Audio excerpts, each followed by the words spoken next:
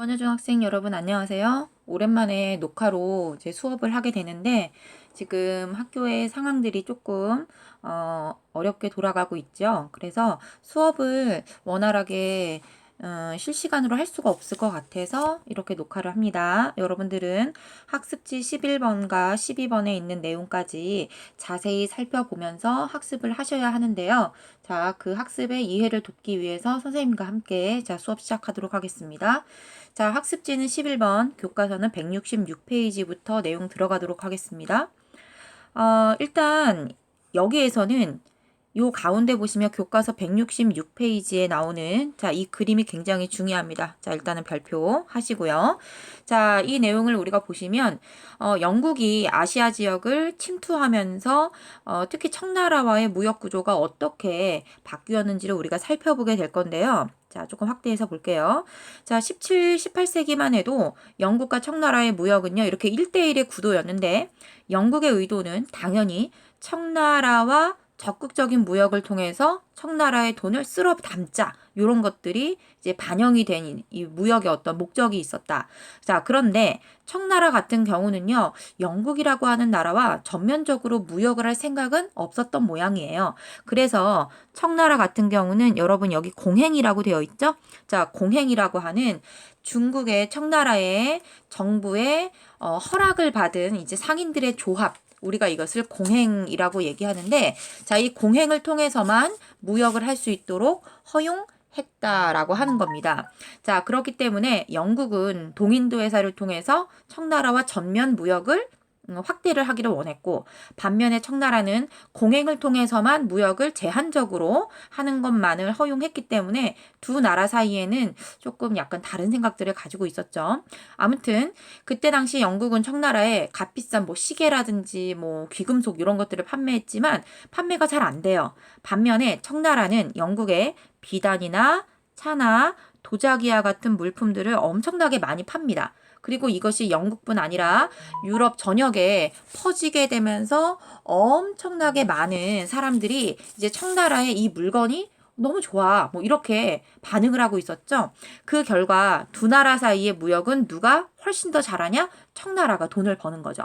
그때 당시 여러분, 국가와 국가 사이에 이제 화폐라고 하는 게 이제 나라마다 다 달랐기 때문에, 공통적인 화폐로 어떤 것을 이제 물품의 대금을 지급할까라고 하다가 그때 사용되었던 것이 바로 은인데요. 따라서 이러한 무역 구조에서는 영국의 은이 청나라에게 넘어갈 수밖에 없었다. 즉, 영국은 무역에 있어서 좀 재미를 못 보고 청나라는 재미를 봐서 은을 벌어들이게 되는 거죠.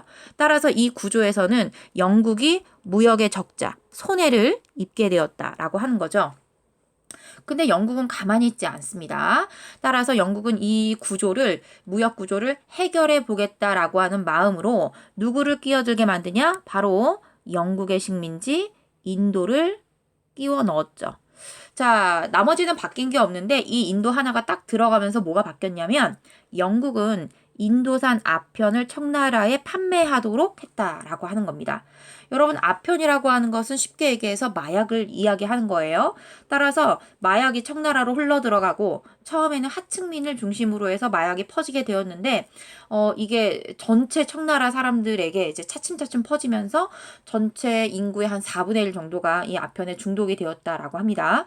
결과적으로 청나라에서는 인도산 아편이 자꾸자꾸 수입이 되니까 영국에서 벌어들인 은이 인도로 흘러갔고 또 인도와 영국 사이의 무역에서는 영국이 은을 끌어당기는, 그러니까 쓸어 모으는 그런 형세였기 때문에 영국의 은은 청나라를 통해서 인도를 거쳐서 다시 영국으로 돌아오는 그런 격이 되었다라고 하는 겁니다.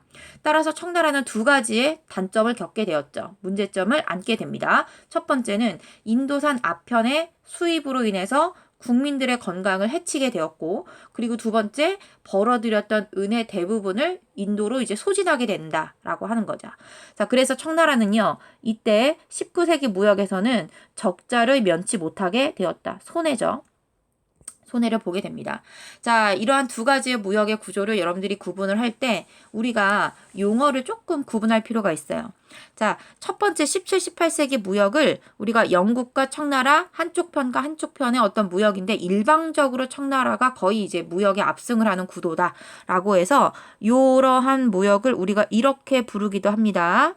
바로 편무역. 자, 편무역이라고 부르기도 합니다. 편무역. 그리고 이 편무역은요, 청나라의 공행을 통한 무역이다라고 해서 공행무역이다라고도 이야기합니다. 자, 반면에 19세기의 무역은요, 인도를 끌어들여서 삼각구도를 형성했기 때문에 삼각무역이라고도 했고요. 또 다른 말로는 아편이 등장하게 되면서 형성되는 무역이기 때문에 이제 아편무역. 이렇게도 불리우게 되었다라고 하는 겁니다. 자, 그래서 이 내용이 위에 정리가 되어 있는데, 자, 이 위에 있는 내용도 함께 점검을 해보도록 하겠습니다. 자, 아까도 봤듯이 17, 18세기 무역 같은 경우는 우리가 편무역이라고도 하는데, 자, 이 편무역 다른 말로 무슨 무역이라고도 한다? 공행무역이라고도 한다. 같은 거야, 이거. 같은 겁니다. 편무역과 공행무역은 같은 17, 18세기 무역을 의미하는데 이때는 누가 적자야? 누가 손해야? 그렇지. 바로 영국이 손해를 보고 있었다. 반면에 여러분 19세기의 무역 같은 경우는 자, 이 나라를 끌어들이죠. 인도를 끌어들이면서 삼각무역의 형태가 나타냈고 영국이 인도를 통해 인도산 무엇을 판매했다? 그렇지. 아편을 청나라에게 판매하게 되었다. 그래서 청나라의 은이 대거 유출, 그러니까 빠져나가게 되었고 결과적으로 청나라는 이때부터 엄청난 적자의 길을 걷게 됩니다. 자, 그러면서 나타나게 되는 것이 바로 뭐냐면은요, 아편 전쟁이에요. 바로 이 아편으로 인해서 청나라의 뭐 정치적, 경제적, 사회적인 문제가 노출이 되었고 이것 때문에 결과적으로 이제 서양의 국가, 특히 뭐 영국 같은 국가와 충돌을 일으키게 되었다라고 하는 겁니다. 자.